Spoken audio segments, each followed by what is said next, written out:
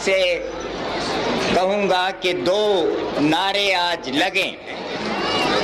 दो नारा अगर आप लगाएं तो वही असली नारा है आज देश की ज़रूरत के मुताबिक। जय जवान, जय किसान, जय जवान, जय किसान।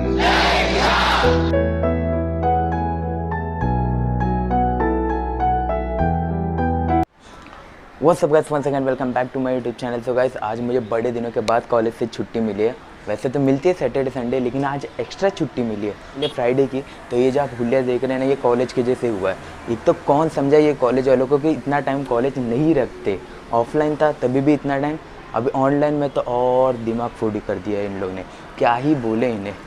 वैसे एक मिनट। हेलो रोहित, या उस दिस क्या आपको पता है आज क्या है? लेकिन आप कौन? नहीं, आज कुछ तो बहुत इम्पोर्टेंट है। आज इम्पोर्टेंट क्या है?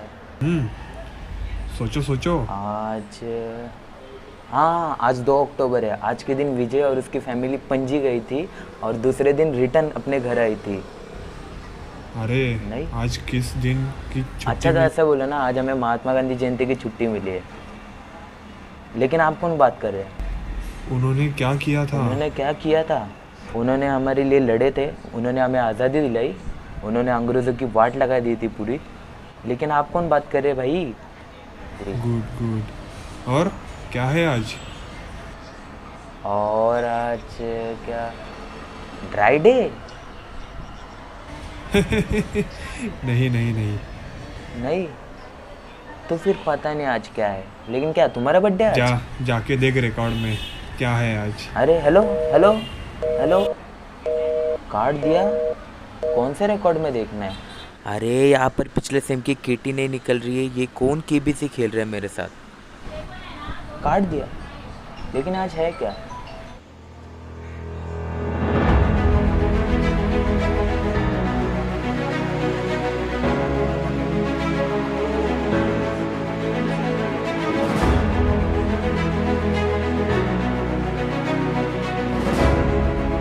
बर्थडे, शायद से ये हो सकता है बर्थडे।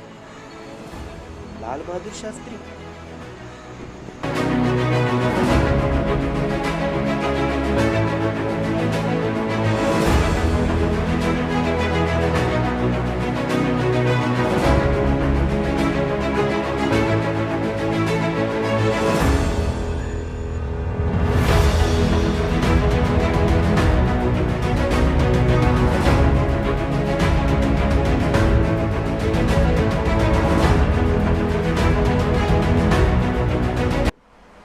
तो simple living with high thinking, अगर ये टाइटल किसी पे सूट करता है ना, तो वो है हमारे देश के सेकंड प्राइम मिनिस्टर यानी श्री लाल बहादुर शास्त्री जी।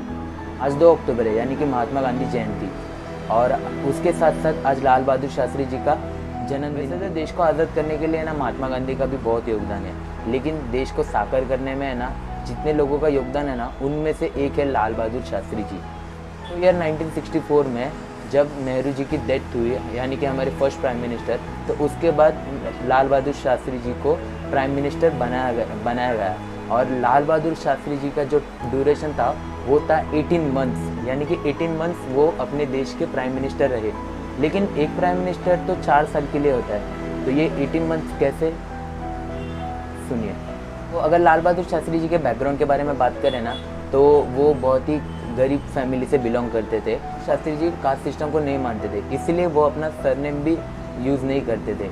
और ये जो शास्त्री, इन्हें जो टैग है ना, ये उनके पोस्ट ग्रेजुएशन के बाद मिला। इस देश को साकार करने में ना शास्त्री जी का बहुत योगदान है, जैसे कि वाइट रिवॉल्यूशन, ग्रीन रिवॉल्यूशन। और क्या आप मंडे का उपवास रखते हैं?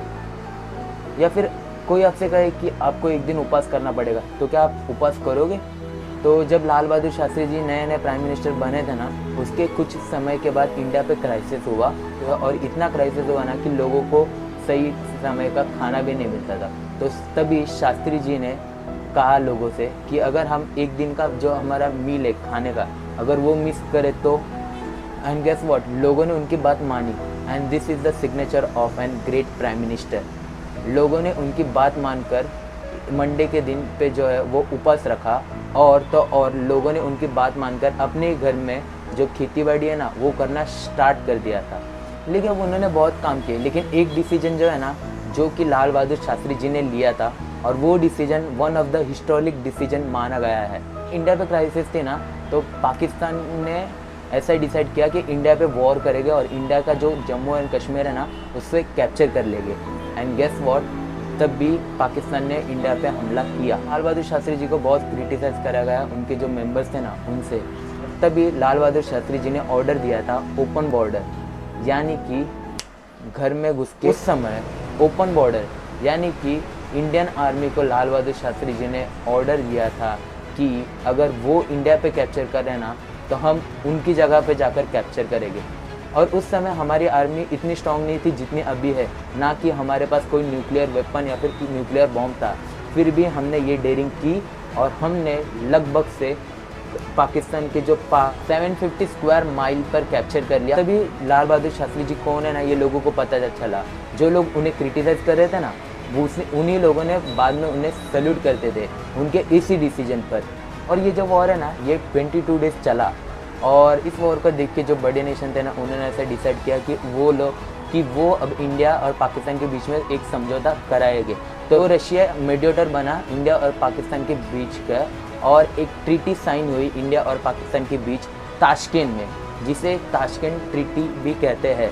इस ट्रीटी में अगर इंडिया चाहता तो जिस पार्ट पे उसने कैप्चर किया है ना वो पार्ट को अपना अंडर ले सकता था, लेकिन लाल बहादुर शास्त्री जी ने ऐसा नहीं किया। जो उनका पाकिस्तान का साइड था वो उन्हें रिटर्न कराया गया और एक पीसफुल ट्रीटी साइन हुई थी ताशकेंट में।